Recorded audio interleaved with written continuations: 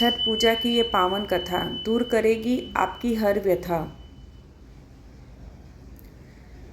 नमस्कार दोस्तों, हमारे YouTube चैनल पे आपका हार्दिक स्वागत है। Welcome back to my YouTube channel.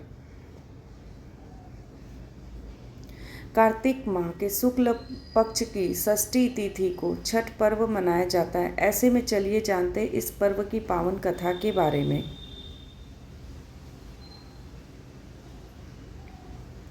इस दिन भगवान सूर्य और छठी माता की पूजा का विधान है। ऐसा माना जाता है कि छठ की पूजा तब तक पूर्ण नहीं होती जब तक इस पावन पर्व की कथा ना सुनी जाए। ऐसे में चलिए विस्तार से जानते छठ पूजा की पौराणिक व्रत कथा के बारे में। छठ पूजा व्रत कथा, प्रीवंत और मालिनी की कहानी।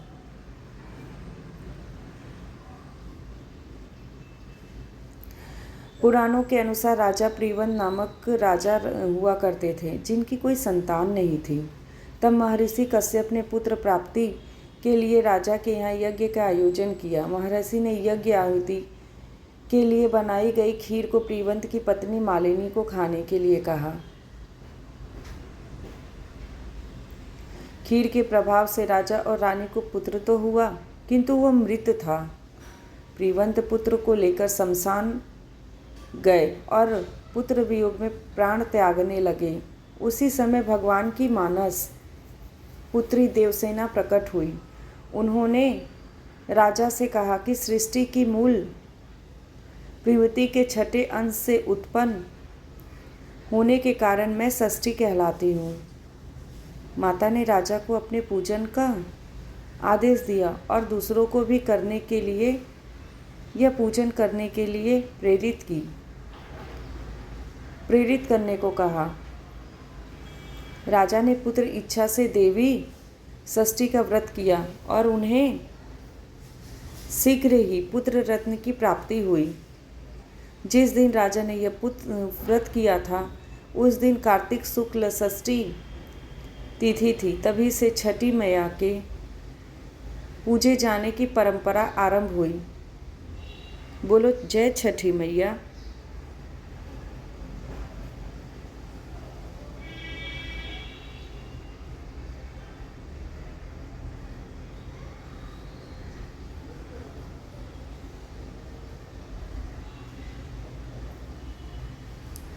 कर्ण ने की थी इसकी शुरुआत।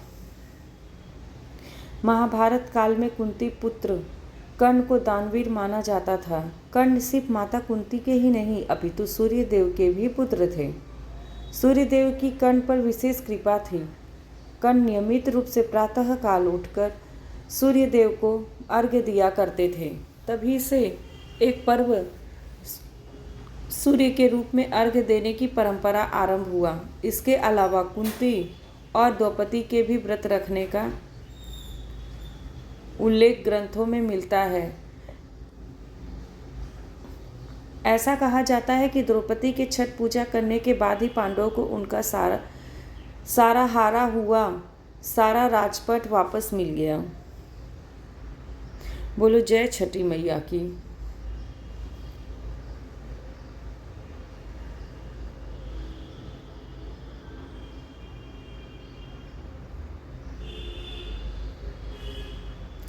श्री राम और माता सीता ने भी रखा था व्रत।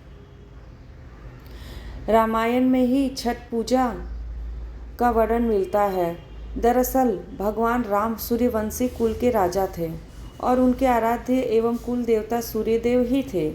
इसी कारण से राम राज्य की स्थापना से पूर्व भगवान राम ने माता सीता के कार्तिक शुक्ल षष्ठी के दिन ही छठ पूजा पर्व मनाते हुए भगवान सूर्य की पूजा विधि विधान से की थी।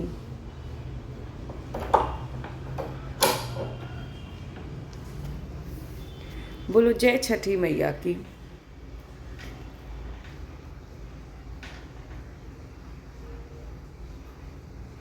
जय छठी मैया। इस आरती के बिना अधूरी है छठ माता की पूजा।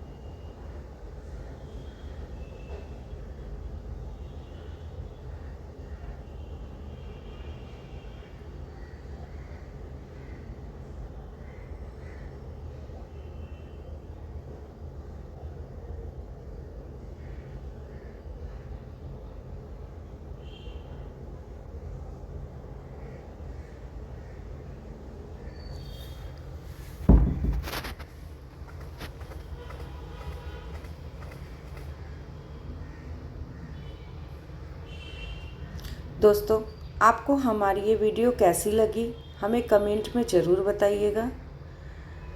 लाइक, सब्सक्राइब और शेयर करना ना भूलें। बोलो जय छठी मैया की।